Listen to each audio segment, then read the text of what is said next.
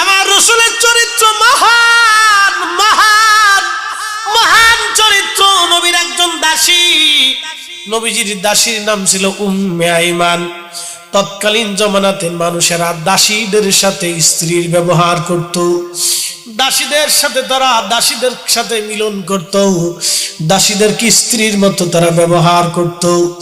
সেই জমানাতে আমার রাসূল দাসীদেরকে মুক্ত করে দিলেন, দাসীদের উপরে অধিকার নবীজি আইন প্রণয়ন করে দিলেন। শুধু কি তাই, নবীজির একজন দাসী ছিলেন উম্মে আইমান। শুনলে আশ্চর্য হবেন, নবীজি উম্মে আইমানকে বলতেন উম্মি বাদা উম্মি। উম্মে আইমান গো, তুমি আমার মা, আমার মায়ের আমিনার পরে তুমি আমার একটা মা। আমার একজন মা ছিল হযরত সাইয়েদা আমিনা, আমার মায়ের পরে তুমি আমার একটা মা। উম্মি বাদা উম্মি, মার পরে তুমি আমার একটা মা। আরে দাসীর সাথে চাকরানির সাথে নবী এমন সুন্দর আচরণ করতেন, মা বলে সম্বোধন করতেন, মা মা।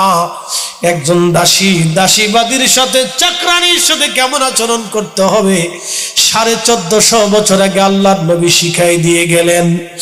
দাসীর সাথে নবী মায়ের আচরণ করেছেন, সন্তানের ভূমিকা নিয়ে মায়ের মতো ব্যবহার করেছেন, মার মতো মনে করতেন। নিজের দাসীকে নবী মা বলে ডাকতেন। একবার জোরে বলা যাবে কি ইয়া রাসূলুল্লাহ।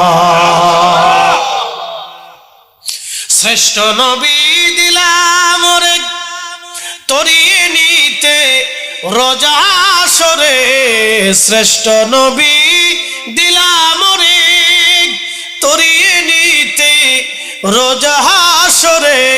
পথ না ভুলি তাই তো দিলে পাক কুরআনের বাণী, খুদা তোমার মেহেরবানি। আল্লাহুম্মা সাল্লি আলা, আহা জবান খুলে হযরত সাইয়েদনা ওমর রাদিয়াল্লাহু আনহু রওনা দিলেন।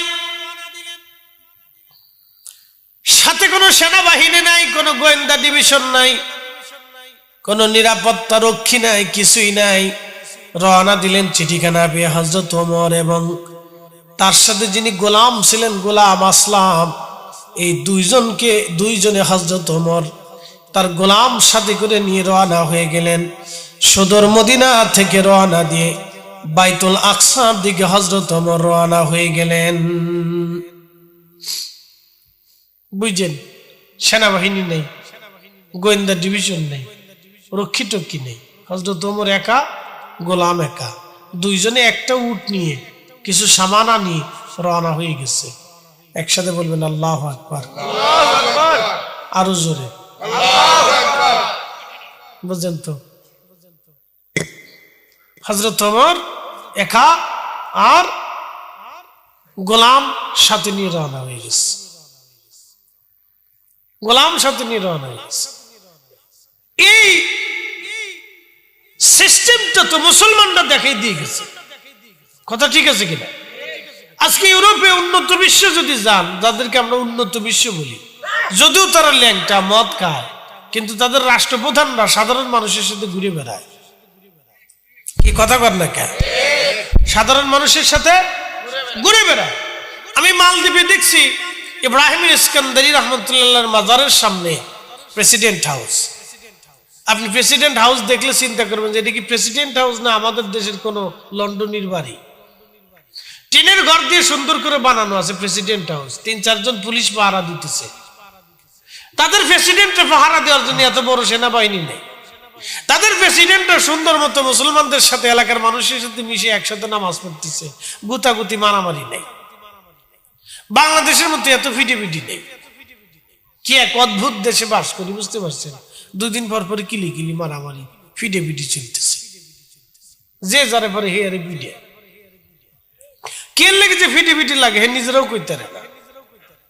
আর কিছু কিছু জায়গায় তো মনে করেন যে ডাল সবজি টেডা ফেডা নিয়ে 2 গ্রামের যুদ্ধ চলতেছে। বাপরে বাপ, যে যুদ্ধর মানে যুদ্ধ, মেড ইন বাংলাদেশ। আর পৃথিবীর আরেকটা জাতি আছে, সেটা হলো আফ্রিকা। এই আফ্রিকান আর বাঙালি একই সিস্টেমের জাতি, এটা খুব মারামারি করে, খুব পিটিপিটি করে। আরেকটা আছে ভারত, ওদের কোনো লাজ লজ্জা শরম লজ্জা কিছু নেই, ওরা মুসলমান মনে করে পিটায়। মুসলমান মনে করে আবার হিন্দু পিটায়। সেদিন দেখলাম এক ঠাকুরের ধরে এনে ল্যাংটা করতেছে,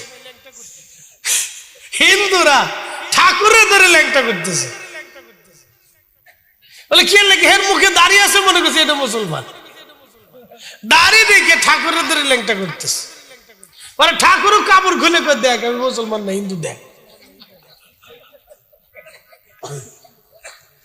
এই ভারতের এক অদ্ভুত জাতি, বুঝতে পারছেন এটা কতটা নেগেটিভ আর অসুস্থ মস্তিষ্কে, ভাবলে আপনার গা শির উঠবে। হ্যাঁ, এটা কোন কথা? ও দেশের সুস্থ মানুষগুলি কিভাবে বসবাস করে আমি নিজেও জানি না। তো যাই হোক, আমাদের দেশে এই অসুস্থতা তিলে তিলে তিলে তিলে দিন দিন বাড়তেছে। আল্লাহ এই অসুস্থতা থেকে আমরা হেফাজত করুক, জোরে দোয়া করে বলে না আমিন। খুব মনোযোগ দিবেন হাজিরিন। হ্যাঁ, কলাম তো টোন কমান, এটা কি শুরু করলেন আপনি? কথা বুঝেন না? আমার কি কণ্ঠ খারাপ নাকি? ইকো কমান, ইকো কমে সাউন্ড বাড়াই দেন। এটা ওয়াজ করতে আমাদের অস্বস্তি ফিল হয়। এক ওয়াজ করলে 3 বার বাড়ি মারে। আমি মমতাজের গান গাইতে আসিনি ভাই, বলছি যে টন কমাই দিয়ে সাউন্ডটা একটু বাড়াই দিলে যথেষ্ট হবে, তো পারফেক্ট শোনা যাবে। মানুষ যদি আমার কথা না বুঝে তাহলে ওয়াজ করার দরকার নেই। তো কথা ঠিক আছে কিনা?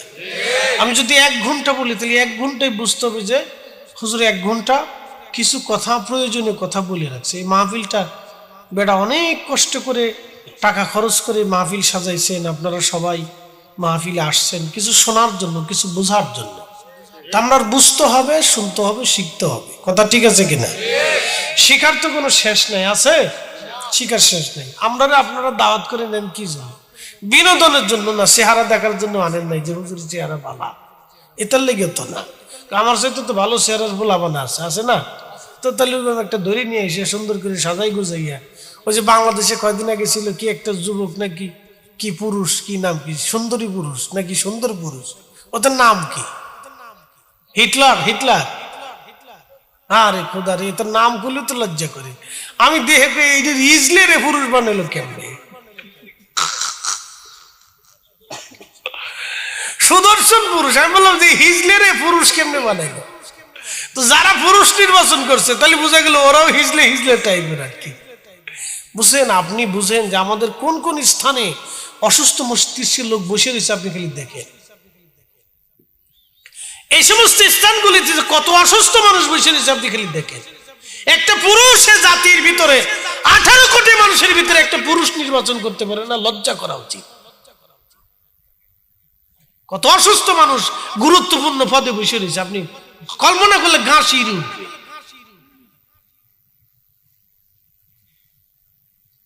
গা শির উঠবে, কত অসুস্থ মানুষ।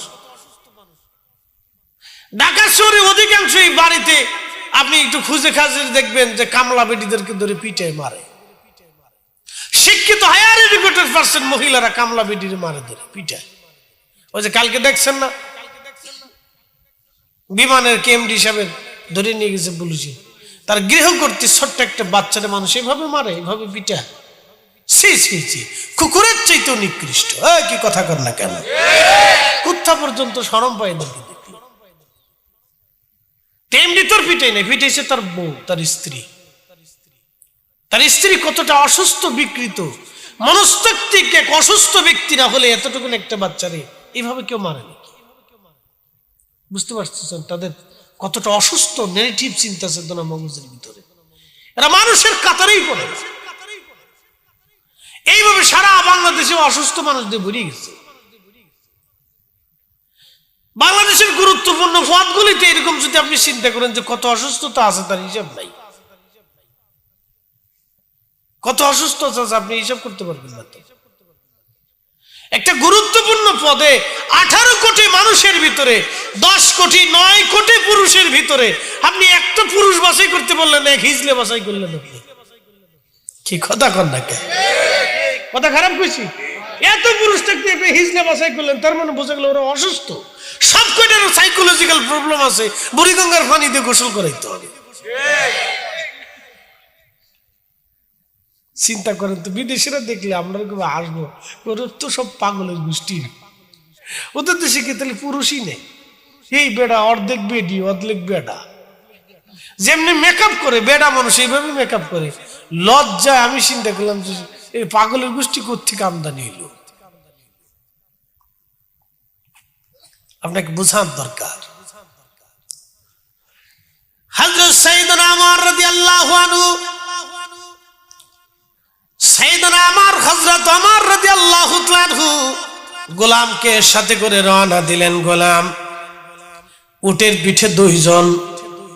গোলামকে বললেন, গোলাম আমরা সুদূর বাইতুল আকসা পর্যন্ত আমরা পথ ভ্রমণ করব। প্রচন্ড উত্তপ্ত গরম, মরুর বালুকা রাশি আর দুর্গম রাস্তা, পাহাড়ি রাস্তা বেয়ে আমরা বের হয়ে যাব। আসলাম রে, তুই আমার সাথে, আমি তোর সাথে, তুই আমার গোলাম, আমি তোর মনিব। কিন্তু শোনো, তুমি 1 ক্রোশ বা 1 মঞ্জিল পর্যন্ত তুমি উটের রশি ধরে টানবা, আমি উটের পিঠের উপরে চড়ে থাকবো, আবার তুমি উটের পিঠে চড়বা। বাকি 1 মঞ্জিল অথবা 2 মঞ্জিল আমি উটের রশি ধরে টানবো, তুমি উটের পিঠে চড়ে থাকবা। ওই সময় আমি উটের খাবার দিব, যত্ন করব, আর ওই সময় তুমি উটের পিঠে থাকবা। আর আমি যখন উটের পিঠে থাকবো, তুমি উটের রশি ধরে টানবা। উটের যত্ন, খাবার দাবার ওই সময় তোমারই করতে হবে। কারণ সফরে আমরা বাহনটাকে খুব যত্ন করি, বিশেষ করে আমরা যারা বক্তা আছি, আমাদের গাড়িরে আমাদের শরীরের মতো আমরা যত্ন করি। কারণ এটা যদি একবার ডিস্টার্ব হয় তাহলে একবার অবস্থা লন্টু পন্টু হয়ে যাবে। রাত 12টার সময় যদি গাড়ি নষ্ট হয় তাহলে কি একটা অবস্থা আপনি চিন্তা করেন। ওই সময় মিস্ত্রি পাওয়া যায়, বাপ ডাকলেও মিস্ত্রি আসতে চায় না, হুজুর শুয়ে থাকেন সকালে আসবেন। মিস্ত্রির সময় আসতে চায় না, হুজুর ঘুমান সকালে আসবেন। এখন আর কিছু পাওয়া যাবে না, নষ্ট হলে সারার কোনো সিস্টেম নাই। এই জন্য আমরা গাড়িটাকে, বাহনটাকে খুব যত্ন করি। হযরত ওমর বললেন, বেটারে আমরা সুদূর রাস্তা যাব, তা আমরা একটা বাহন উট, ওরে যত্ন করতে হবে।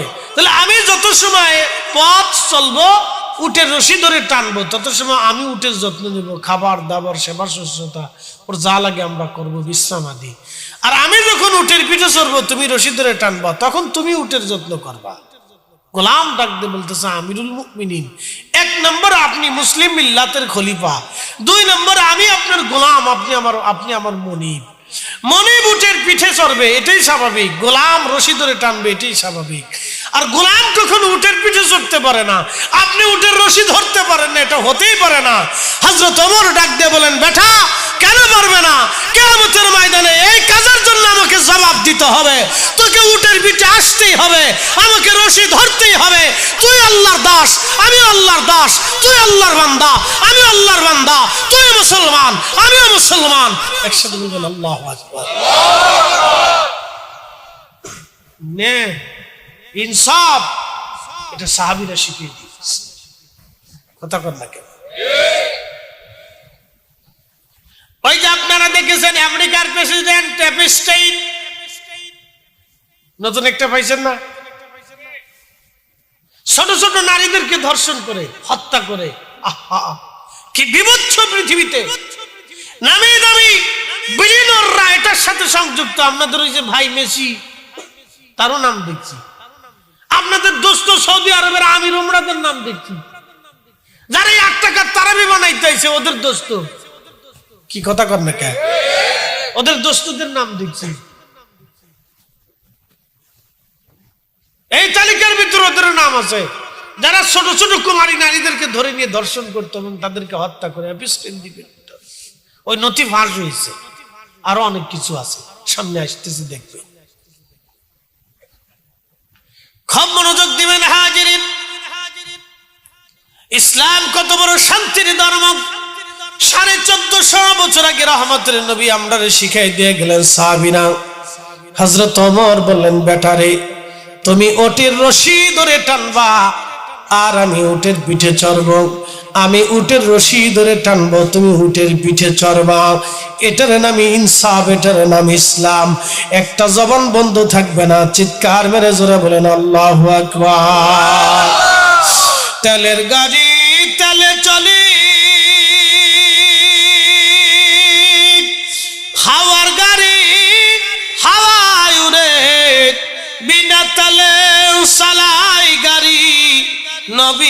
সুলাইমান, আমরা সেই মুসলমান, আমরা সেই মুসলমান। হযরত ওমর রওনা দিলেন, সাথে গোলামকে নিয়ে রওনা দিলেন। যেতে যেতে বহুদূর, সুদূর মদিনা থেকে বাইতুল আকসা 200 মাইলের পথ না, শত শত মাইলের রাস্তা। এখনকার দিনের মতো জাপানের দ্রুতগামী ট্রেন তখন ছিল না, বিমানের কোনো ব্যবস্থা ছিল না। উত্তপ্ত মরুভূমির ভিতরে দুইজন রওনা দিলেন। প্রচন্ড আকাশে সূর্য, আর রাতের আধারে মরুভূমির ভিতরে দুইজন, আর কেউ নাই সাথে, কোনো সেনাবাহিনীও নাই, কোনো গার্ড অব অনারও নাই। খলিফা আর গোলাম দুইজনে রওনা দিলেন, বের হয়ে গেলেন। একজন রশি ধরে টানে, একজন উটের পিঠে চড়ে, আবার আরেকজন রশি ধরে টানে, আরেকজন উটের পিঠে চড়ে, ভাগাভাগি করে যেতে যেতে বাইতুল আকসায় যেদিন তারা প্রবেশ করলেন, হাজার হাজার বাইতুল আকসার সামনে নারী পুরুষ দাঁড়িয়ে আছে। আজকে মুসলিম মিল্লাতের খলিফা ওমর আমাদের দেশে আসবে, না জানি কত বড় রাজা আমাদের দেশে আসতেছে, কত সৈন্যবাহিনী নিয়ে, কত বিরাট শান শৌকত নিয়ে না জানি সে আমাদের মাঝে আসে। সবাই মনে করছে স্বর্ণের মাথার মুকুট দিয়ে, স্বর্ণের তলোয়ার দিয়ে, স্বর্ণের পোশাক পরে, স্বর্ণের বাহনে চড়ে, দামি দামি বিরাট বড় আলিশান প্রস্তুতি নিয়ে, লক্ষ লক্ষ সৈন্য সামন্ত নিয়ে ওমর বুঝি বাইতুল আকসার সামনে আজকে দাঁড়াবে। মুসলমানরা দাঁড়িয়ে আছে, হযরত ওমর রাদিয়াল্লাহু আনহু আসতেছেন মাত্র একজন খলিফার সাথে একজন গোলাম নিয়ে। কিন্তু বাইতুল আকসায় যখন হযরত ওমর ঢুকতেছিলেন, তখন উটের রশি ছিল ওমরের হাতে, আর হযরত ওমরের উটের রশি ধরে রাখছিলেন হযরত ওমর, আর উটের পিঠের উপরে যিনি চড়ে আছেন তিনি হযরত ওমরের গোলাম। জোরে, আরো জোরে। মুসলমান কি জিনিস শিখে দেন। হযরত ওমর উটের রশি ধরে টানে, গোলাম চোখের পানি ছেড়ে দিয়ে কাঁদে। গোলাম বারে বারে বলে, মনিব আপনি রশি ছেড়ে দিয়ে উটের পিঠে আসেন, আমি উটের রশি ধরি, কারণ বাইতুল আকসা দেখা যাচ্ছে, অসংখ্য মানুষ আপনার জন্য দাঁড়িয়ে আছে। আপনি উটের রশি ধরে টানবেন, মানুষ তো আমাকে খলিফা মনে করবে, আর আপনি উটের রশি ধরে টানবেন, মানুষ কি মনে করবে? হযরত ওমর ডাক দিয়ে বললেন, গোলাম রে, কিয়ামতের ময়দানে মানুষের এই ভালো মন্দ দিয়ে আমার ফয়সালা হবে না। কিয়ামতের মাঠে আমি যদি এখন উটের পিঠে চড়ি, তুমি উটের রশি ধরো, তাহলে তোমার সাথে আমার অধিকারের ন্যায্যতা এবং ইনসাফ প্রতিষ্ঠিত হবে না। বেটারে, উটের পিঠের উপরে তুমি চড়ে থাকো, আমি রশি ধরে বাইতুল আকসা পর্যন্ত নিয়ে যাব। এটা আল্লাহর বিধানের হক, তোমার প্রাপ্য। এই হক যদি নষ্ট হয়ে যায়, আমি ওমর কিয়ামতের ময়দানে আল্লাহর দরবারের আসামি হয়ে যাব। একটা জবান বন্ধ থাকবে না, বলেন মারহাবা। মুসলমানরা রাজনগর মসজিদ, সেই দিন হযরত ওমরের মতো খলিফা গোলামের সাথে এমন সুন্দর আচরণ করেছিল। আর আমাদের বাংলাদেশের এক সাধারণ মহিলা পয়সাওয়ালা হয়ে গেলে মনে করছে বিরাট কিছু হয়ে গেছি, এমডির স্ত্রী ভেবে মনে করছে বিরাট কিছু হয়ে গেছি। একটা কাজের মেয়েকে এইভাবে পিটানো আমার আর বুঝার বাকি নাই, ওরা শোর আর কুত্তার চাইতেও নিকৃষ্ট খারাপ। একটা বাবা তার মেয়েটাকে কখন কাজের বেটি হিসেবে মানুষের বাড়ি দেয় জানেন? খাবারের অভাবে। যদি পৃথিবীও আমাকে দিয়ে দেন, তো আমার কোন কন্যা সন্তানকে আমি কারো কাজের বাড়িতে দেব না। পারবেন আমার কাছ থেকে নিতে? পৃথিবী দিয়ে দিল আমি দেব না, সারা পৃথিবী দিয়ে দিল আমি দেব না, সারা পৃথিবী দিল আপনি দিবেন না। আপনার যত সময় পর্যন্ত সামর্থ্য আছে। কি কথা কর না কেন? কলিজার টুকরো সন্তানকে কে কখন কাজের মেয়ে হিসেবে, কামলা হিসেবে, কর্মচারী হিসেবে আরেকজনের বাড়িতে দেয় জানেন? পেটে যখন ভাত থাকে না।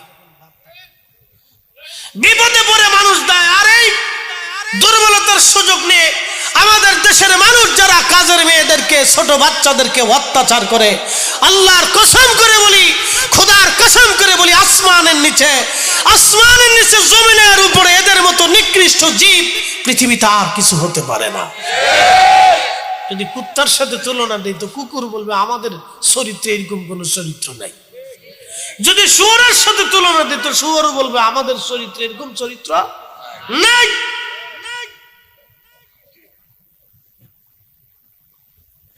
আমি নবী না মানিলাম, কি যে ভুল করিলাম, ভস্মে ঢালিলাম ঘি,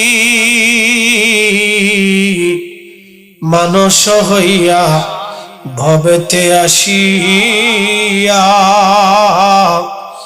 মানুষের করিলাম কি, মানুষ হইয়া ভবেতে আসিয়া, মানুষের করিলাম কি।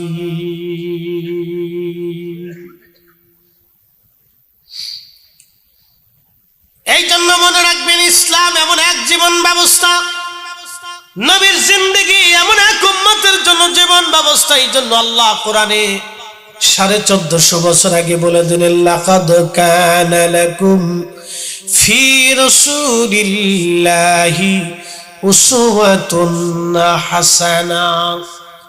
আমার নবীর চরিত্র তোমাদের জীবনের জন্য উত্তম আদর্শ। তোমরা আমার রাসূলের চরিত্র ধারণ করো। মা আতাকুমুর রাসূলু ফাখুযু। আমার নবী যেটা এনেছেন, করতে বলেছেন, নিজে করেছেন, করার অনুমতি দিয়েছেন অথবা মনসম্মতিও দিয়েছেন, তোমরা সেটা করো।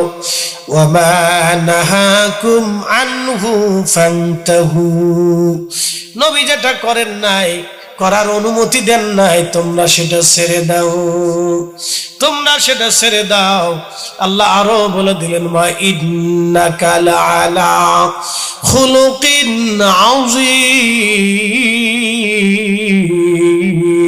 আযীম। আমার নবীর আদর্শ, আমার রাসূলের চরিত্র মহান মহান মহান চরিত্র। নবীর একজন দাসী, নবীজির দাসীর নাম ছিল উম্মে আইমান। তৎকালীন জমানাতে মানুষেরা দাসীদের সাথে স্ত্রীর ব্যবহার করত, দাসীদের সাথে তারা দাসীদের সাথে মিলন করত, দাসীদেরকে স্ত্রীর মতো তারা ব্যবহার করত।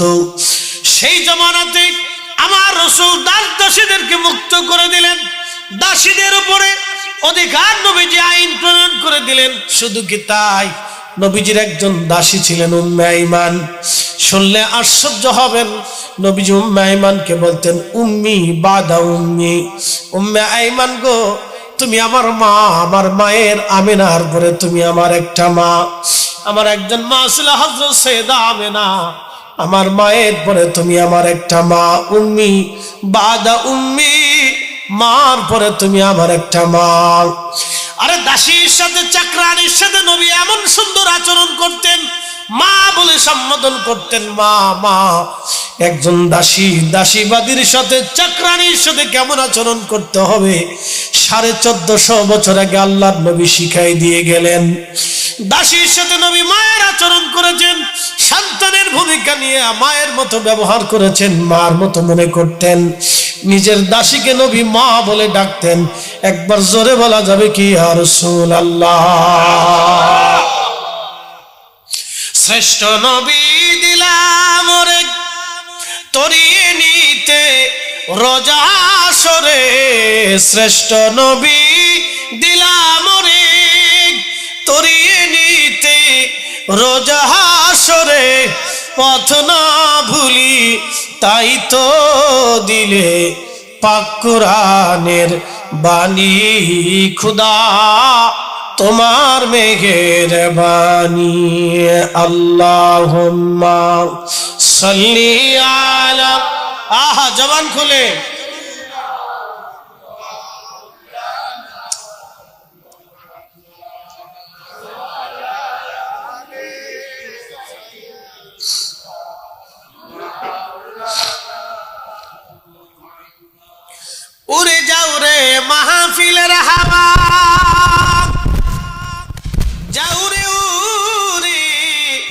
মদিনায় আমাদের দরুদ পৌঁছে দিও নূর নবীজির পাক রওজায় আল্লাহুম্মা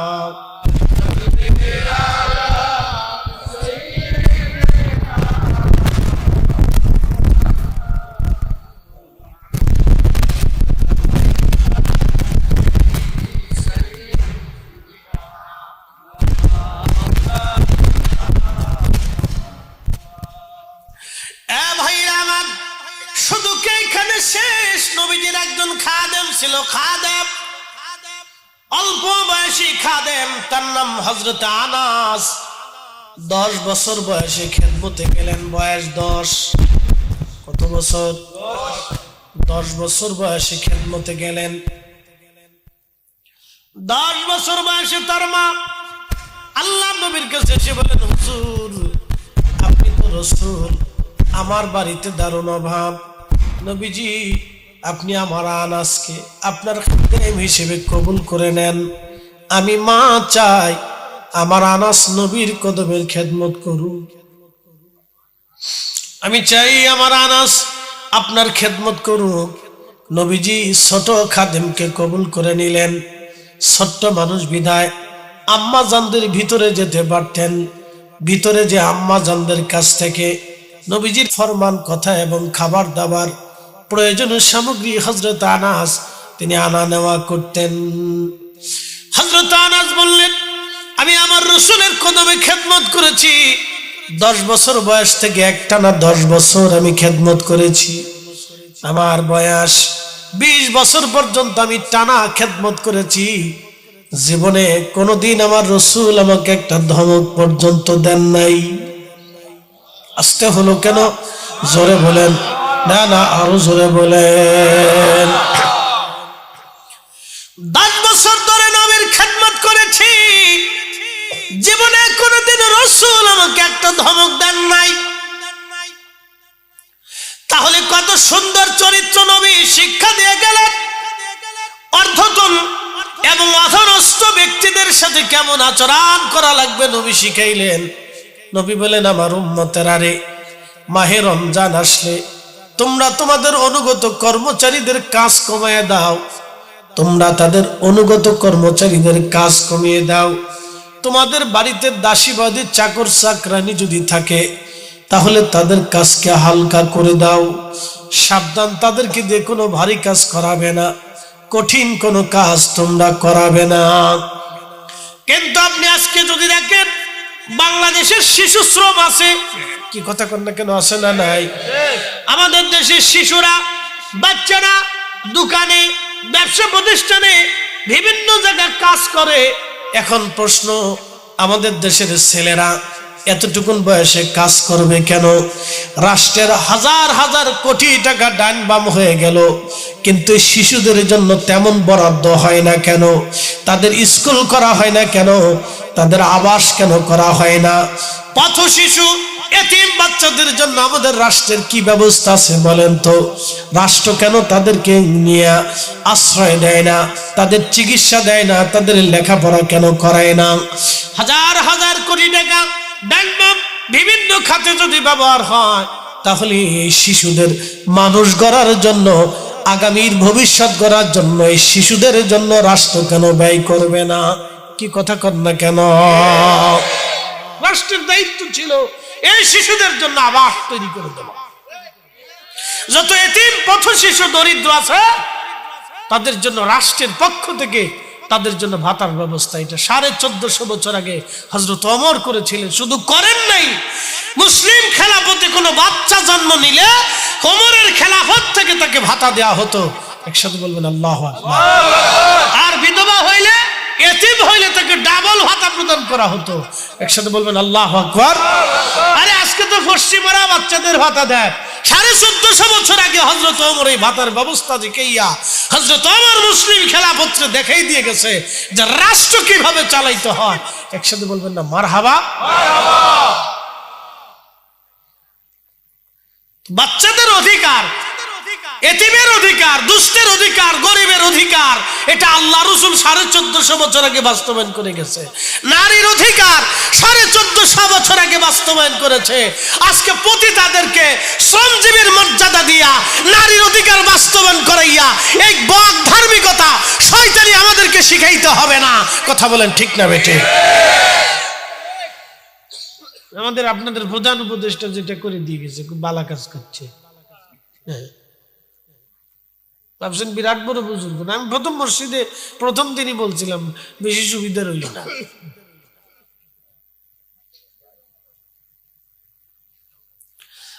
হাজিরিন ভালো করে শোনেন, কষ্ট হচ্ছে না আপনাদের? আচ্ছা, নারীদেরকে পতিতাবৃত্তির জন্য শ্রমজীবীর মর্যাদা দেওয়ার কোনো দরকার আছে? ওনার কি প্রয়োজন ছিল? ওনার প্রয়োজন ছিল যে সমস্ত নারীরা পতিতাবৃত্তি করে ওদের কর্মসংস্থান বের করে দেওয়া। আসতে করলেন কেন? জোরে বলেন। ওদের কাজের ব্যবস্থা করে দেওয়া। উনি তাই না করিয়া আরো পতিতাবৃত্তি করার জন্য ওনারা কি করে দিলেন? নারীর অধিকারের কথা বলিয়া পতিতাদেরকে আরো বলে দিলেন তোমরা পতিতাবৃত্তি করো, অসুবিধা নাই। আমরা সলাকালা বুঝি না কিছু না, দুনিয়ার এত কিছু বুঝি আর এত বুঝি না।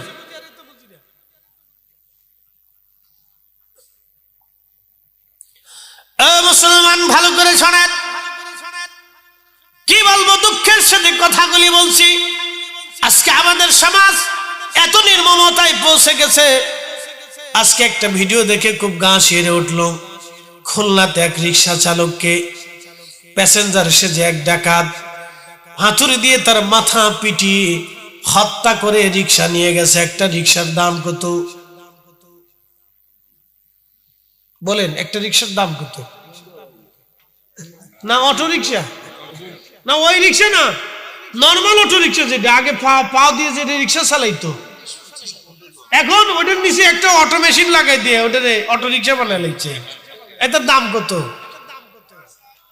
50-60 হাজার। তো 60 হাজার টাকার জন্য একটা জীবন চলে গেল। আহা, ওই গরিব মানুষটা তার সন্তানের খাবার নিয়ে যেত, তার স্ত্রীর জন্য ভরণ পোষণ নিয়ে যেত, হাতুড়ি দিয়ে পিটাইয়া তাকে হত্যা করে মাত্র 60 হাজার টাকার একটা রিক্সা এই ডাকাত তাকে নিয়ে চলে গেল। এই ডাকাতগুলি কারা জানেন? ওরা নেশাগ্রস্ত। কি কথা কর না কেন? যদি নেশাগ্রস্ত না হয় তাহলে মাত্র 60 হাজার টাকার জন্য একজন মানুষের জীবন এইভাবে কাটতে পারে না। এই নেশাগ্রস্তরা এইভাবে কত মানুষের জীবন কেড়ে নিয়েছে। কিন্তু আজও পর্যন্ত নেশাকে দাফন করার জন্য আজও পর্যন্ত কোনো সেই সিস্টেম তৈরি করা হলো না। বাংলাদেশে নেশা বিক্রি করে কারা?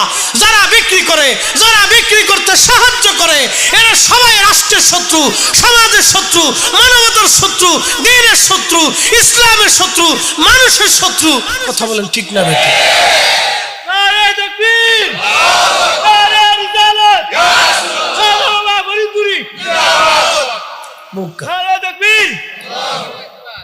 মানুষের শত্রু, ওরা রাষ্ট্রের শত্রু, ওরা আমাদের শত্রু, ওরা মানবতার শত্রু। কথা ঠিক আছে কিনা?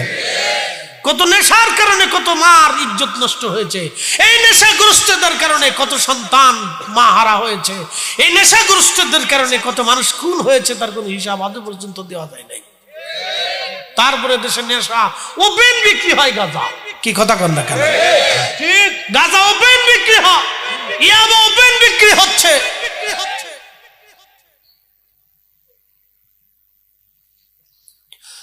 মুসলমান খুব মনোযোগ দেবেন। রাজনগরবাসী,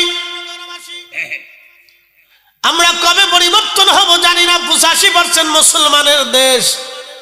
আল্লাহ এই জমিন ওলিরা এসেছিলেন, কত ওলি আসছেন, কত ওলিরা কত কষ্ট করে এই জমিনে কালেমার দাওয়াত দিয়েছেন। ওলিদের কালেমার দাওয়াত দিতে কত কষ্ট হয়েছিল তার একটা বাস্তব উদাহরণ দেই। বাংলাদেশে যারা চিন্তা করলো আমরা ইসলামের অনেক বড় খেদমত করেছি, ভালো কথা, তাদেরকে বলবো এতই যদি ইসলামের খেদমত করে থাকেন তাহলে আপনারা একটু দয়া করে উত্তর কোরিয়া চলে যান।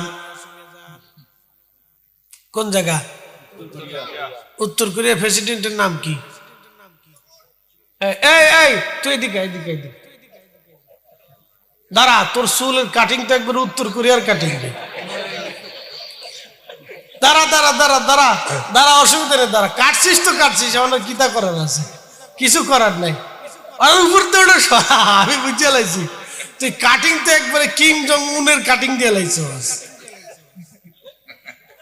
এটা নাম হলো বাটি কাটিং নাকি রে? না কোন কাটিং এটা? হ্যাঁ, সোলেমানি কাটিং। ই রে, সোলেমান আলাইহিস সালামের নাম দিস নে রে, লা হাওলা ওয়ালা কুওয়াতা ইল্লা বিল্লাহ। হলো কিম জং উন কাটিং, উং কাটিং দিস, উং কাটিং।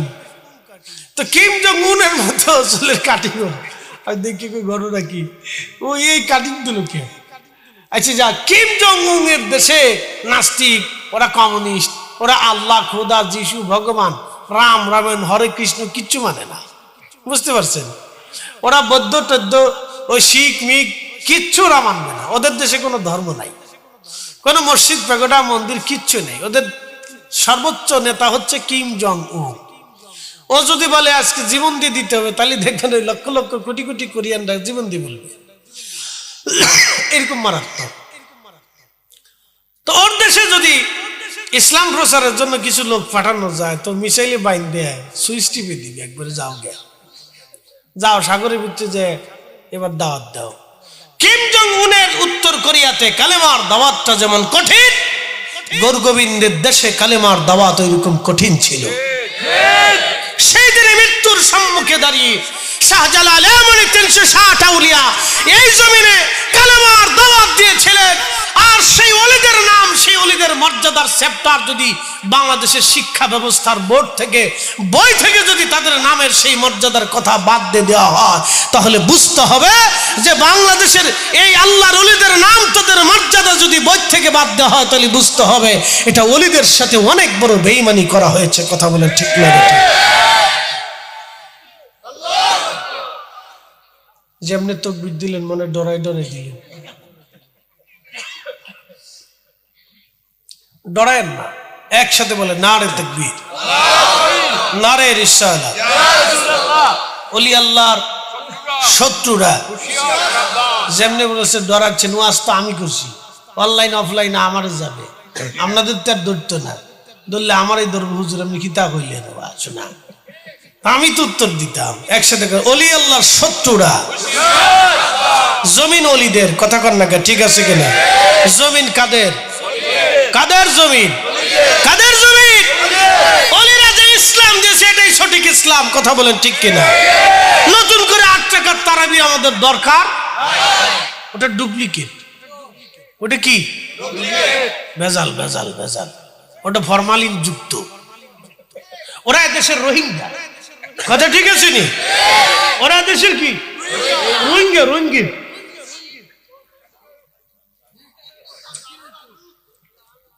ওই তো নি,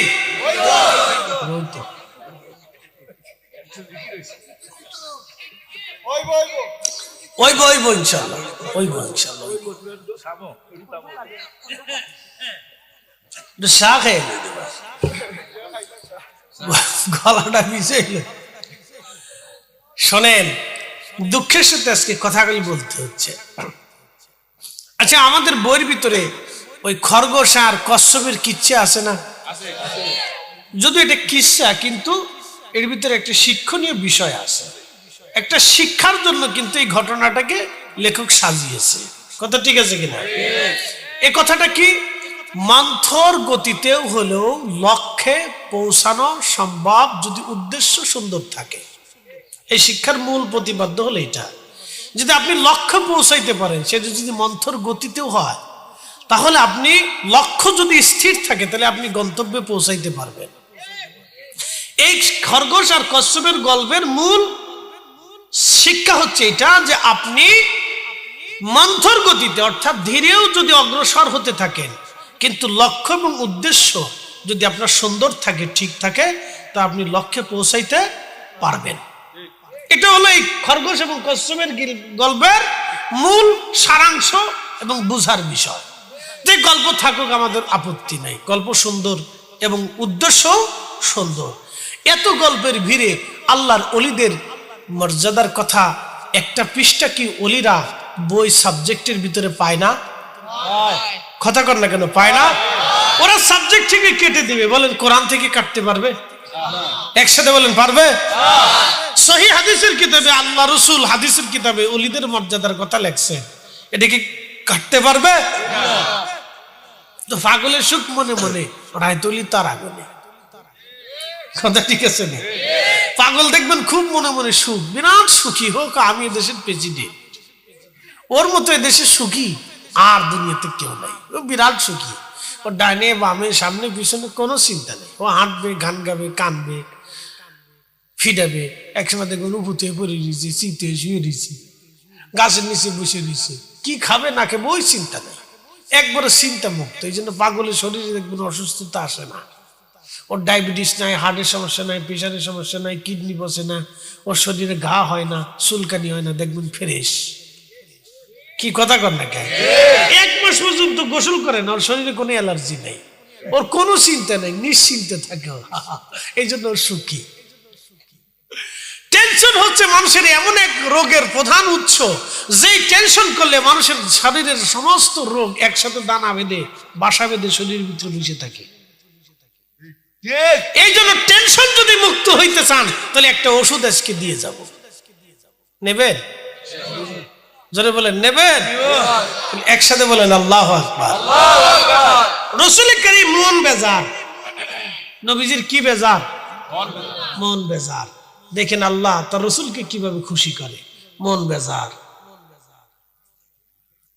তা আমাদের প্রিয়জনের যদি মন বেজার হয় তাহলে দেখবেন আরেকজনের মনটা খুশি করার জন্য তারে বিভিন্ন ধরনের চেষ্টা করে যে সে যাতে খুশি হয়, মনটা যাতে ভালো লাগে, সে যাতে বেজার না হয়।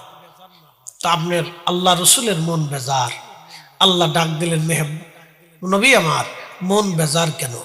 আল্লাহ রসুল বলেন রব্বি, আপনি মুসারে কালিমুল্লাহ, ঈসা রে রুহুল্লাহ, ইব্রাহিম রে খলিলুল্লাহ, আদম রে সফিউল্লাহ, ইসমাইল রে জবিহুল্লাহ বানাইলেন, আমার কি দিলেন?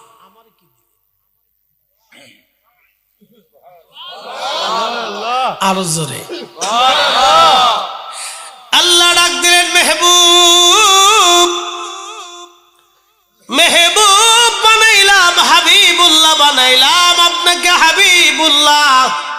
কাউকে কোনোদিন হাবিবুল্লাহ বানাই নাই, কোনোদিনও হাবিবুল্লাহ বানাবো না, আপনাকে হাবিবুল্লাহ বানাইলাম, হাবিবুল্লাহ বানাইলাম, হাবিবুল্লাহ বানাইলাম, হাবিবুল্লাহ।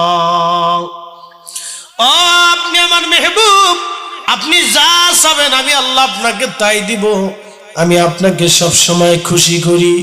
নবীজি সন্তুষ্ট হয়ে গেলেন, আনন্দিত, ডাক দিয়ে বলেন আল্লাহ তুমি তো আমার হাবিবুল্লাহ বানাইলা, কিন্তু আমার উম্মতের তুমি কি দিলে? আল্লাহ আমার তো উম্মত আছে, আমার উম্মতরে তুমি কি দিলা?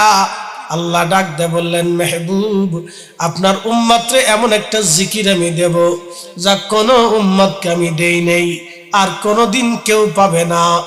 কোন উম্মতকে আমি ইতিপূর্বে আর কোনোদিন এই জিকির খানা দেই নাই, আপনাকে একটা জিকির দিয়ে দেব মেহবুব আমার। সেই জিকির হলো লা হাওলা ওয়ালা কুওয়াতা ইল্লা বিল্লাহ। আমার সাথে বলেন লা হাওলা ওয়ালা কুওয়াতা ইল্লা বিল্লাহ, লা হাওলা ওয়ালা কুওয়াতা ইল্লা বিল্লাহ। আপনার এই জিকির আমি দিছি মেহবুব, আপনার উম্মতের এই জিকির আমি দিলাম। নবীজি শুনে যান, এই জিকিরের মর্যাদা হলো কানজুম মিন কুনুজিল আরশ, এটা আরশে মুআল্লার একটা গুপ্তধন আপনার উম্মতকে দিলাম।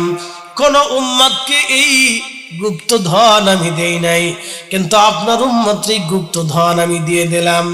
সুনান তিরমিজি কিতাবুল আজকারে বাবু ফাদাইলু লা হাওলা ওয়ালা কুওয়াতা ইল্লা বিল্লাহ, এই বাবের ভিতরে হাদিস খানা নবীজি হযরত ইমাম তিরমিজি লিখেছেন। আল্লাহর নবী বলেন আমার উম্মতরা ফজরের নামাজের পরে আমার যে উম্মতি জিকির খানা অধিক পরিমাণে করবে, আল্লাহ তাকে 99 প্রকার বালা থেকে বাঁচাবে, 99টা মুসিবত থেকে আল্লাহ বাঁচাবে। সবচাইতে ছোট মুসিবতের নাম হলো চিন্তা রোগ। চিন্তা রোগ, টেনশন। টেনশন যাদের বেশি পরিমাণে টেনশন আসে অনেক পরিমাণে চিন্তা আসে, চিন্তায় চিন্তায় অন্তরে দানা বেঁধে থাকে। আপনারা ভয় নেবেন না। ফজরের নামাজের পরে আপনারা 100 বার দুরূদ শরীফ পড়বেন, এরপরে 500 বার লা হাওলা ওয়ালা কুওয়াতা ইল্লা বিল্লাহ পড়বেন, এরপরে আবার 100 বার দুরূদ শরীফ পড়ে আগে পরে আল্লাহ রসুলকে দুরূদ হাদিয়া পাঠাবেন। তার মাঝখানে আল্লাহর জিকিরখানা আপনি আদায় করবেন। আল্লাহর কসম করে বলি, ওই মালিকের কসম করে বলি, আপনার চিন্তা রোগ নামক এই রোগটা চিরদিনের জন্য আপনার অন্তর থেকে চলে যাবে। আপনার সন্তান নিয়ে চিন্তা হবে না, দুনিয়া নিয়ে চিন্তা হবে না, আখিরাত নিয়ে চিন্তা হবে না, কবর নিয়ে চিন্তা হবে না, মৃত্যু নিয়ে চিন্তা হবে না, অ্যাক্সিডেন্ট নিয়ে চিন্তা হবে না, কঠিন কঠিন রোগ নিয়ে চিন্তা আসবে না, আপনার শস্য শ্যামল ফসল অর্থকরী নিয়ে চিন্তা আসবে না, আপনার দুনিয়াদারি নিয়ে কোনো চিন্তা আসবে না, আপনার মনের উৎফুল্লতা বেড়ে যাবে। এটা এমন একটা রোগ। আরেকটু বলে দিয়ে যাই, যদি কখনো কঠিন ঘোর মুসিবতের মধ্যে পড়ে যান, কঠিন বিপদের মধ্যে পড়ে যান, তাহলে এই আমলটা এশার নামাজের পরে, জোরে বলেন কোন সময়? এশার নামাজের পরে এই আমলটা 100 বার দুরূদ শরীফ আপনি পড়বেন, এরপরে লা হাওলা ওয়ালা কুওয়াতা ইল্লা বিল্লাহ 499 বার পড়বেন। আর একবার পড়বেন আলিউল আজিম সহ পরিপূর্ণটা একবার আপনি পড়বেন।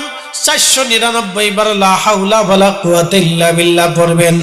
একবার পরিপূর্ণ আদায় করে এরপরে আরো 100 বার দুরূদ শরীফ পড়বেন এশার নামাজের পরে। এরপরে রব্বে কারিমের দরবারে আপনি হাত বাড়ায় দিবেন। হাতটা তো বাড়াবেন, চোখের পানি ছেড়ে দিবেন। ওই আমলের উসিলায় আমার মালিক আপনার হাত কখনো খালি ফেরত পাঠাবে না, খালি ফেরত পাঠাবে না। একবার জোরে বলা যাবে কে মারহাবা। ভাবি একটা ইবাদত শিখিয়ে দিয়ে গেলাম। যদি কোনোদিন মুসিবতগ্রস্ত হয়ে যান, বিপদে পড়ে গেছেন, বিদেশে কাগজ হয় না, শুধু ঘুরতেছে কাগজ হয় না, এরকম একটা আমল করে বসবেন। বিপদে বিদেশে মুসিবতে পড়ে গেছেন, এই আমলটা করে বসবেন। দেশে মিথ্যা মামলার মধ্যে পড়ে গেছেন, মামলা যায় না, তাকদীরের বুড়াই সরতেছে না, তখন এই আমল করে রবের দরবারে হাত বাড়াবেন। দেখবেন অটোমেটিক গায়েবী মদদে আল্লাহর সাহায্য নাজিল হয়ে যাবে। কোথার থেকে এসে আপনাকে কে সাহায্য করবে আপনি নিজেও জানবেন না। একসাথে বলা যাবে না মারহাবা? এই আমলটা আমার পীর মুর্শিদ ফজরের নামাজের পরে আপনাদের শিখাই দিয়ে গেছেন। এটা তরিকায়ে নকশবন্দিয়া মুজাদ্দিদের একটা সবক। একসাথে বলা যাবে মারহাবা? তরিকায়ে নকশবন্দিয়া মুজাদ্দিদিয়ার ফজরের নামাজের পরে একটা সবক, একটা ওজিফা, একটা সবক। তরিকায়ে নকশবন্দিয়া মুজাদ্দিদিয়ার ফজরের নামাজের পরে একটা সবক। এটা প্রতিনিয়ত আপনার পীর মুর্শিদ আপনার একবারে এমন ভাবে হুকুম দিছেন, বাবা এটা না করে কখনো ঘর থেকে বের হবেন না। কিন্তু দুঃখের বিষয় আপনার অনেক পীর ভাইরা এটা আদায় করে না, আপনার অনেক পীর বোনের এটা আদায় করে না। হুজুর হুকুম দিছেন বাবা কখনোই আমলটা না করে ঘর থেকে বের হবেন না, মসজিদ থেকে বের হবেন না, ফজরের নামাজ পড়ে এই ওজিফা করে তারপর আপনি বের হবেন। আপনি সারা দিন পরের দিন ফজর পর্যন্ত আপনি ঘুরবেন। আল্লাহ আপনাকে এমন রহমতের চাদর দিয়ে নিরাপত্তা দিয়ে বেষ্টন করে রাখবে যে আপনার শত্রু আপনার কিছু করতে পারবে না, রাস্তাঘাটেও বিপদ আসবে না, মুসিবত আসবে না, তকদিরের বড়াই হবে না, আসমানি গজব আসবে না, জমিনি বালা আসবে না। আপনার আল্লাহ এমন ভাবে হেফাজত করবে, চিন্তা রোগ নামক কোনো রোগ থাকবে না। কঠিন কঠিন বালা থেকে আল্লাহ আপনারা বাঁচাবে, মুসিবত থেকে বাঁচাবে, কঠিন কঠিন মুসিবত থেকে আল্লাহ আপনারা গায়েবী মদদ দিয়ে সাহায্য করবে। বলা যাবে না মারহাবা? প্রত্যেক ওলিরাই আপনার বাসার রাস্তা দেখাই দিয়ে গেছে, কথা কোন ঠিক কিনা? প্রত্যেক ওলিরাই বাসার রাস্তা দেখাই দিয়ে গেছে, কিন্তু আমরা ওলিদের কথা মানি না। কথা ঠিক আছে নি? আমরা ওলিদের কথা মানি না। আপনারা এমন এক ইবাদত সবক আজকে দিয়ে গেলাম, আপনি যেই হন না কেন মুসিবতে পড়ে সবক যদি আদায় করতে পারেন তাহলে কামিয়াব হয়ে যেতে পারবেন। কানজুম মিন কুনুজিল আরশ, এটা আরশে মুআল্লার একটা গুপ্তধন।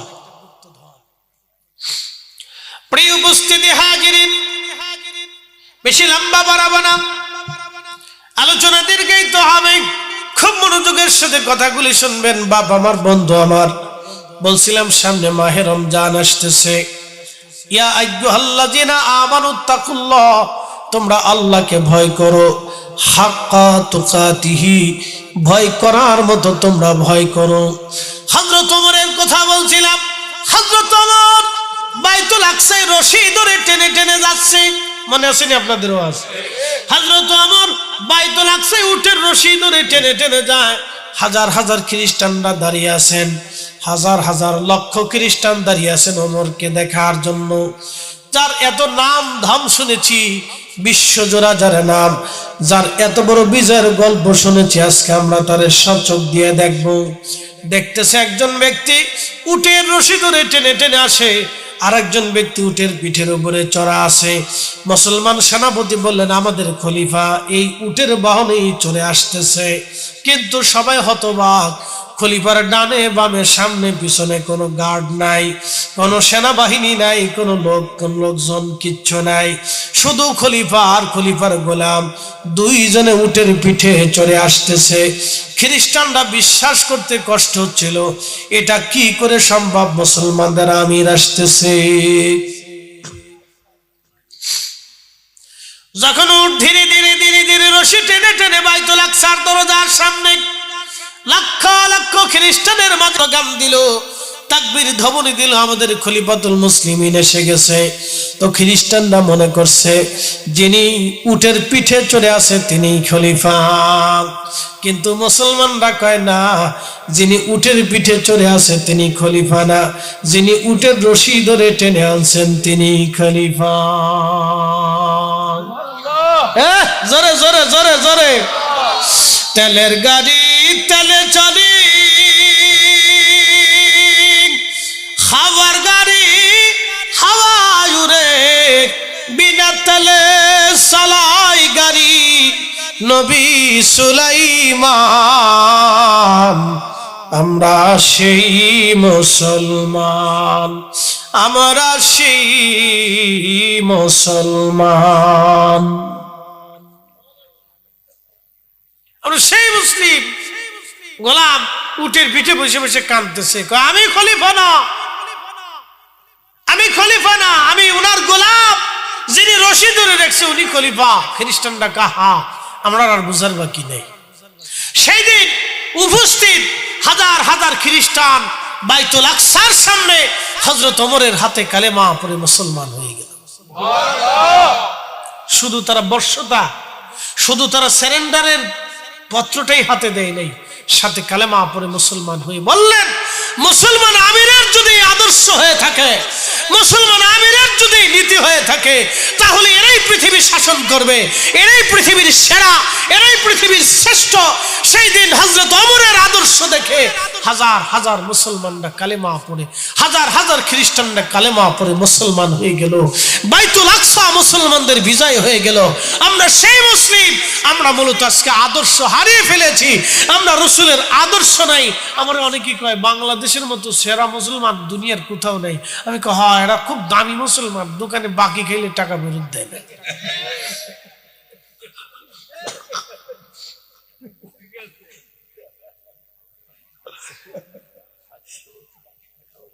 না টাকা দেয় না তো। দোকানদার যদি কেউ থাকেন হাত বাড়ান তো, যারা দোকানদার আছেন হাত বাড়ান, আসেননি? হাত উঁচা করে রাখেন দোকানদার ভাইরা, যারা দোকানদার আছেন হাত উঁচা করে রাখেন। বাকি সারা দোকান আসেনি? আসেনি? কতজনের কাছে যে দোকানদারের টাকা পাবে তার হিসেব নাই। কিয়ামতের ময়দানে হাত নামা যদি হাল খাতা দিয়ে বসে, তাহলে বহুজনে ধরা খেয়ে যাবে। আমি বললাম হ্যাঁ, আমরা বাঙালি খুব শ্রেষ্ঠ মুসলমান, খুব দামি মুসলমান। 500 টাকা দিলে মৌলভীবাজারের আদালতে যায় মিথ্যা সাক্ষী দিয়ে আসবে। কথা ঠিক আছে নি? আর বিরিয়ানির প্যাকেট একটা ধরাই দিয়ে সারা রাত মিছিল করানো যায়। মার্কা আসেনি রে? কহা আছে? কনসে মার্কা? কলস। আরো জোরে কলস। এদিকে কলস আছে নাকি আমার? তাহলে ঠিক আছে, তাহলে আমার কলস লাগবে। হুজুর আমার মিছিল দিয়েছে, আমার পক্ষে মিছিল দিচ্ছে। সারা মাস ধরে কলস কলস করে চিল্লিছে। পরে ভোটের 2 দিন আগে এসে বদনা এলাকায় কি তারে ভোট কয়টা আছে? 5টা আছে। 5,000 লয়ে যায়। একবার ভোটের দিন প্রথম উঠতে যাই, ফার্স্ট মার্কে একবার প্রথমে ঢুকে বদনা মার্কে ধারাম ধারাম করে মেরে দিচ্ছে। Made in Bangladesh. এগুলি নীতি আমাদের পরিবর্তন করার দরকার, নাহলে বিপদ আছে। ভোট দিবেন ভালো ব্যক্তি দিকে, উপযুক্ত ব্যক্তি দিকে ভোট দিবেন, যে দেশ ও দশের উপকারী কাজে লাগবে, যে গরিব দুঃখী মেহনতি মানুষের পাশে দাঁড়াইতে পারবে, যে গান জুটি হিরোইনচি মদখোর জুয়াখোর সন্ত্রাস চোর ডাকাত এই দেশের মাটির নিচে দাফন করতে পারবে, ওরকম ব্যক্তি দেখে সিল মেরে দিবেন। কথা কম ঠিক আছে কিনা? ওরকম ব্যক্তি দেখে সিল মেরে দেন, অসুবিধা নেই। তাহলে আপনাদের এলাকা সুন্দর থাকবে, ভালো থাকবে। আল্লাহ কবুল করুক, জোরে বলে না আমিন। আমাদের পরিবর্তন করে দিক, জোরে বলে না আমিন। প্রিয় উপস্থিতি, খুব মনোযোগ দেন, কথাগুলি শোনেন, লম্বা বাড়াবো না, রাত গভীর হয়ে আসতেছে, কষ্ট বাড়বে আপনাদের, তাবারুকও ঠান্ডা হয়ে যাবে।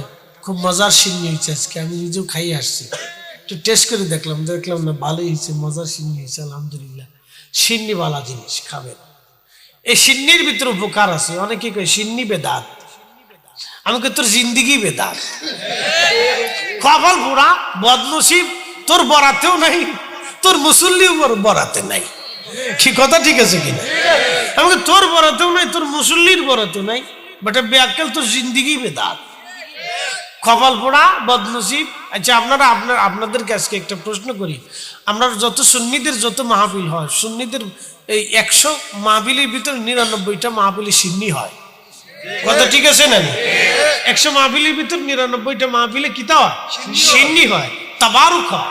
তো এই তাবারুক হলে কি এই বাংলাদেশের যমুনা গ্রুপের মালিক আমরা তাবারুক খাইতে আসেনি, বসুন্ধরার মালিক আসেনি, এমপি সাহেবরা আসেনি, চেয়ারম্যান সাহেবরা আসেনি, মৌলভীবাজারে যারা বড় বড় ধনী আছে তারা আসেনি।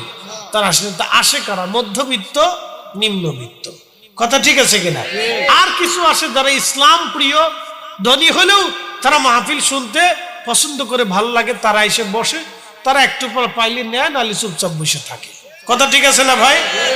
তারা বসে থাকে, তারা ভদ্র মানুষ, তারা চুপচাপ করে বসে থাকে, যে যদি বরাতে থাকে তো পাবো ইনশাল্লাহ। তো সিন্নি মধ্যবিত্ত নিম্নবিত্ত কিছু মানুষ পায়, সাথে শুধু মানুষই পায় না, কিছু গরিব মানুষেরও বরাতে আসে। ভাব, কথা ঠিক আছে না? শুধু গরিবরা পায় না, কুকুরে পায় না। কথা কান না কেন? কুকুরে পায় না, বিড়ালে পায় না, কীট পতঙ্গে পায় না, কিছু পাখিরাও পায়। তাহলে বুঝতে হবে যে আপনার এই রিজিকের বদৌলতে অনেকগুলি সৃষ্টি কিছু না কিছু রিজিক পায়। এটা ভালো গুণ। এই জন্য আল্লাহ বলেন, আর আইতাল্লাযী ইউকাযযিবু বিদ্দীনি ফাযালিকাল্লাযী ইয়াদউল ইয়াতীমা ওয়া লা ইয়াহুদ্দু আলা তাআমিল মিসকিন।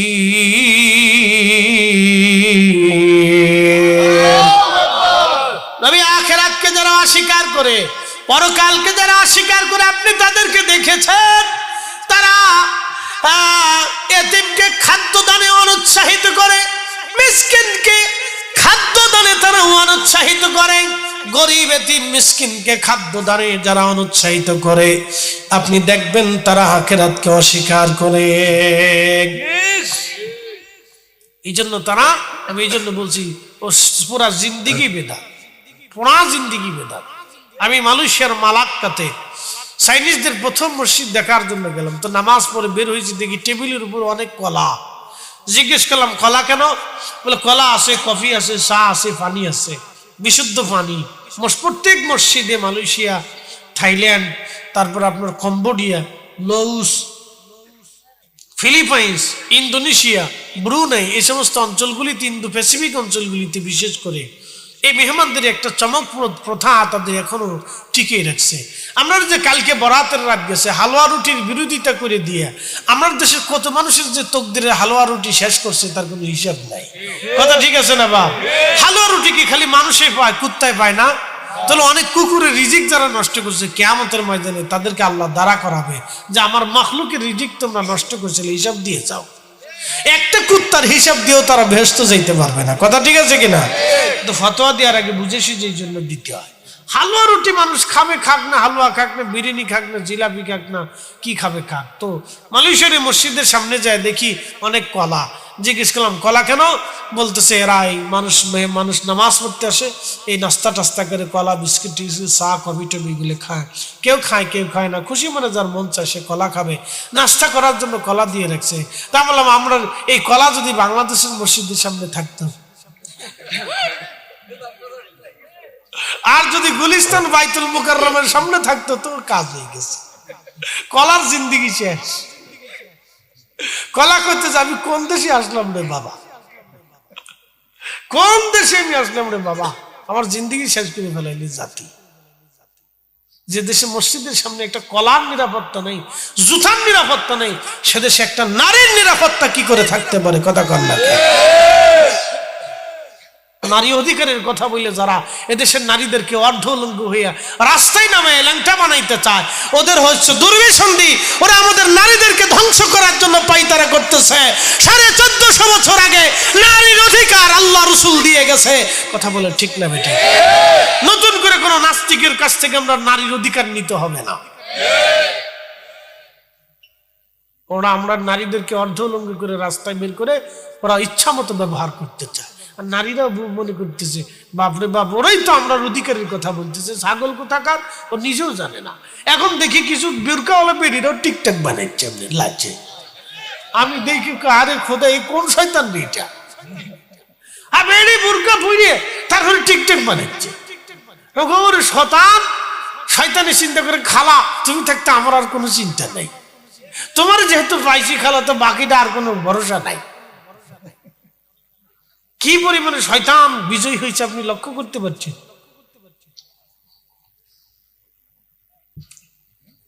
বেডি বোরকা পরে তো টিকটকের দরকার আছে। বোরকায় যদি পড়বি তো টিকটক করলি কার, টিকটকে যদি করবি তো বোরকা পড়লি কার? কি কথা কর না? ঠিক আছে না? শয়তান এই বোরকার ইজ্জত নষ্ট করে ফেলছে। মানুষ এদেশের মানুষ বোরকাকে 100% পিওর বিশ্বাস করে, 100% বিশ্বাস করে। যে আমাদের মাথার পাগড়ি এটা দেখলে মানুষ বিশ্বাস করে 100% পিওর বিশ্বাস করে যে এটা মাথায় দিয়ে কেউ মিথ্যা বলতে পারে। কথা ঠিক আছে কিনা? এই যুবক গায়ে দিয়ে কেউ মিথ্যা কথা বলতে পারেন, এটা হয় না। এই পোশাকের সাথে এই জিনিসটা মানায় না। এটা অনেক দামি জিনিস, এই পোশাকের অনেক মূল্য। আমার কোনো মূল্য না থাকতে পারে, কিন্তু রাসূলের সুন্নতের অনেক মর্যাদা। এই যে দাড়ি রেখে মানুষ মিথ্যা বলতে পারে না, অন্যায় করতে পারে না, সকলখুরি করতে পারে না, মারামারি করতে পারে না, খুন খারাপি করতে পারে না। কি কথা ঠিক আছে কিনা? মানুষ বিশ্বাস করে দাড়ির অনেক মূল্য দেয়। এই জন্য কারো মুখে দাড়ি টাড়ি থাকলে অনেকে চিন্তা করে যে তোমার মারলাম না, যাও, তোমার মুখে যদি দাড়ি না থাকতো তাহলে আজকে সাফা সুফা ভেঙে দিতাম, দাড়ি আছে দেখে তোমার আজকে ছেড়ে দিলাম না বাপ। অনেকে বলে না, তার মানে সে মূলত দাড়িটাকে সম্মান করছে, যে তোমার মুখে রাসূলের সুন্নত থাকার কারণে আমি আজকে তোমার সাথে ভেজাল করলাম না, যাও তোমার ছেড়ে দিলাম, গন্ডগোল করলাম না আজকে। বুঝতে হবে এটা। তো বোরকার মর্যাদা অনেক। নারী হিসেবে, মুসলিম নারী হিসেবে আমরা বোরকাটাকে একেবারে প্রায়োরিটি দেই। সালাত ফরজ, নামাজ যেমন ফরজ, নারীর পর্দাটাও এরকম ফরজ। রমজানের রোজা রাখা যেমন ফরজ, নারীর পর্দাটাও এরকম ফরজ। এই জন্য আমরা বোরকাটাকে বেশি প্রাধান্য দিয়ে থাকি। এই বোরকা করে যখন বেটি টিকটক করে তখন আর আমরা দুনিয়ার থাকার সাথে কবরে চলে যাওয়া ভালো।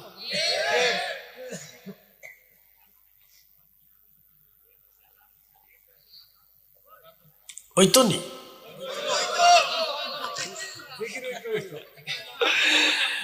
ওই বই বই বই বই টাইম হয়ে গেছে, প্রশ্নের শেষ নেই।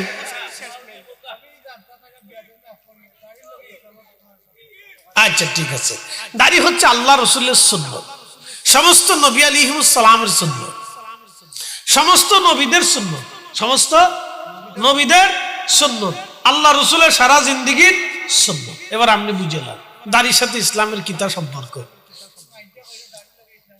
না, সে জানে না, সে বুঝে নেই, সে এবার ভুল বলছে। যে বলছে এটা ভুল বলছে, এটা বলাটা ঠিক না। দাড়ি আল্লাহ রসুলের সুন্নত। একসাথে কোনো মারহাবা। প্রত্যেক সুন্নতির মর্যাদা আছে, কেউ রাখুক বা না রাখুক সেটা পরের হিসাব, শাস্তি ভিন্ন, কিন্তু অস্বীকার করা যাবে না, অস্বীকার করা যাবে না। অনেকে দাড়ি শেষে ফেলতেছে, কিন্তু কেউ যদি বলে ইসলামে কোনো দাড়ি নাই, তাহলে বুঝতে হবে সে আর মুসলমান নয়, ওটা কাফের হয়ে গেছে। বুঝছেন নি? সুন্নতকে অস্বীকার করার কোনো সুযোগ আমাদের নাই। আল্লাহ রাসূল বলেন তোমরা জাহান্নাম থেকে বাঁচো। শুনে যান, তোমরা জাহান্নাম থেকে বাঁচো, তোমার ভাইকে একটা খেজুর খাওয়াইয়া হলেও জাহান্নাম থেকে বাঁচো। মারহাবা কর, মারহাবা। কয়টা খেজুর? একটা। আরবে সাধারণত সবসময় খেজুর পাওয়া যায়, আমরা দেশে খেজুর পাওয়া যায় না, আমরা দেশে জিলাপি পাওয়া যায়। এই জন্য আমরা জিলাপি খাওয়াই। লন ভাই জিলাপি খান। আগে জিলাপি ছিল না, বাতাসা খাইছি। বাতাসা খাইছেন নি আপনারা? আরে কত বাতাসা খাইছি, কত বাতাসা। পোলাপানে যেখানকার বাচ্চা কাচ্চা যারা, ওরা চিন্তা করছে বাতাসা কিতা, ওরা জীবনে দেখে নাই বাতাসা কিতা। ওরা দেখে চিপস, ললিপপ, ওটার ভিতরে কেমিক্যাল মেরে দিচ্ছে। আগে আমরা বাতাসা গুলো ভালোটাই খেয়েছি, বাতাসা খেয়েছি, কি দারুণ জিনিস। কলার পাতায় সিন্নি খেয়েছি। মারহাবা কর না।